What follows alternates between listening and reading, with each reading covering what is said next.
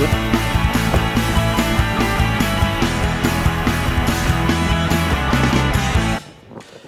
So they're away in the Castella, the men's 3,000 metres under 20s. We'll announce the field for you as they come by us on the first occasion.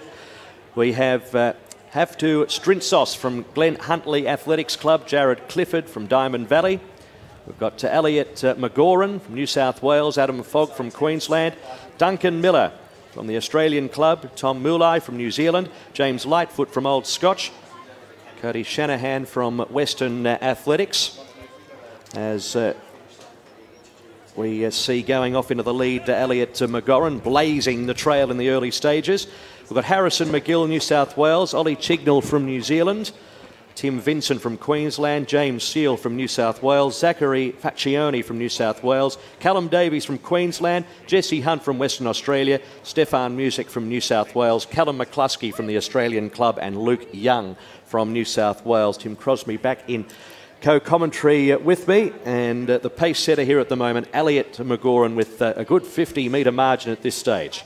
Yeah, McGoran's off to a fly start here. We always see lots of drama. It's a high drama event, the Castella 3,000 metres. And we do encourage the crowd to get out there, get out on the bends and give these guys as much of a cheer as you can. They love the atmosphere as the crowd creeps in lane by lane as the race progresses through. So McGoran's certainly got off to a good start here. We'll try and get a fix on what pace they're running at. This guy has got some decent times to his name. We know that. He was one of the picks early. Jarryd Clifford's leading the bunch, the chasing bunch. We'd be looking at Faccioni. He's got the best time in the field here, 8.09. Clifford ran an 8.14 a couple of weeks ago here at Lakeside Stadium, so I know Jarryd's in good shape too. There's a lot moving around that 8.14 or 8.10 to 8.15 mark, including Shanahan from Western Athletics as well. So McGoran's extending that lead, so they're not going to have to, well, they shouldn't let him get too far ahead or else he might run away with this one. Yes, indeed. So Jarryd Clifford in second place at this stage. We've got on the outside in third, Stefan Music doing some work.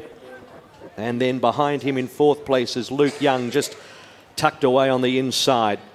But at this stage, it's Elliot McGoran from New South Wales with a good margin. He's really extended it out to about 80 metres coming into the home straight.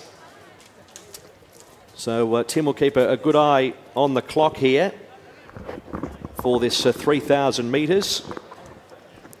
And it's McGoran in front, into a clear second now is Music. And then in third, it is Luke Young, conserving energy along the inside. Clifford in fourth, and they were trailed then by Jesse Hunt, who is one of the widest. Vincent is tracking him as they leave the straight. And then tucked away along the inside in about eighth is Tom Moulay from New Zealand, as McGoran still leads by a good 60 to 70 metres. Well, the remarkable thing here is that McGoran isn't going super fast. It's the guys really haven't gone with him, and they should have, because they've gone through in about 256 the main bunch. So that's just a bit under, or about the 8.40 pace. Now, most of these guys can run much quicker than that. So McGoran's the only one who's shown a bit of ticker here. The others sitting back, and I reckon if McGoran can just hold this, they might not be able to run him down.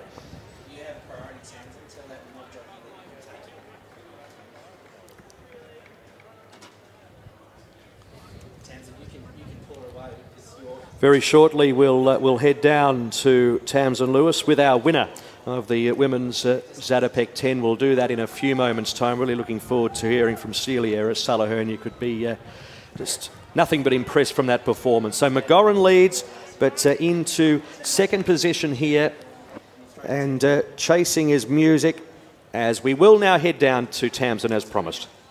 Well, I'm down here with the winner of the women's 10K, Celia Sullivan. Now, you have had a fantastic few months, starting with a sub-2 hour 30 marathon in Melbourne. And were you expecting to take the national title in the 10K tonight? Not at all. No, it was just such a buzz to be out there running with the girls and to see how my legs are going back on track. So to come away with a win is an absolute bonus. So you've had a few years doing triathlons and being away sort of from the high level intensity of track and field. You've come into this season now, you've really catapulted yourself into being a big chance of being on that Commonwealth Games team. Did you have a goal tonight of perhaps adding the 10K to that repertoire? It's not really anything that's been on my radar. So until Melbourne Marathon, I hadn't really considered comp games at all. So yeah, each race I'm pleasantly surprised. So hopefully it keeps going for a while. Well, you're in fantastic shape. And we saw a beautiful moment after the race with Eloise Wellings having a word to you. What did she say? She just said congratulations on how well I've been going this year and to try and keep that momentum going. So that means a lot coming from an athlete of her calibre. So. Well, fingers crossed we'll have a great team of distance athletes. Eloise will be there, Jess and yourself. Good luck. Absolutely. It'll be exciting to see how all the girls go. Brilliant. Thank you and well done on the 10K national title. Thank you very much. McGauran still leading this. We're about to approach the second K. Now, the bunch is starting to bring him in, and that's Music is the one who's leading that. But McGauran, you know, hats off to him. He's really shown some initiative here, and he's going through 2K there at 5:42. So his pace has gone back down to more the 3-minute mark as we see the other guys just starting to wind it up. Strinsos is certainly up there. We saw him run a 14:15 and narrowly missed the World Junior qualifier for Finland later in 2018. So he's part of that pack. So we might see a little bit of a peloton effect here. What do you think, Matt? Well, you would think that that would be the case, but McGauran looks still pretty strong at this stage. He has been the pace setter, and no one's got near him at this point in time. And we are starting to get towards the end of the race here. Music, and you mentioned the move from Strinsos, which got a couple of the other runners motivated. But you would think that with weight in numbers, they'll get close to this pacemaker.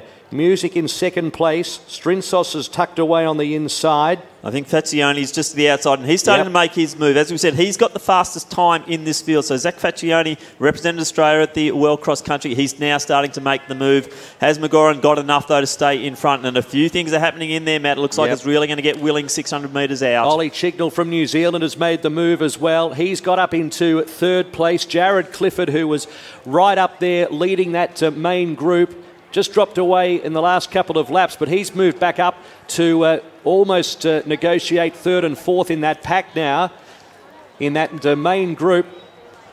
So 500 metres out. McGauran's still got a lead of about 15 metres. Is that enough? You just see the shoulders dropping a little bit and the pace is really coming along. Clifford's one of those runners. Faccioni in second. Clifford third, the outside.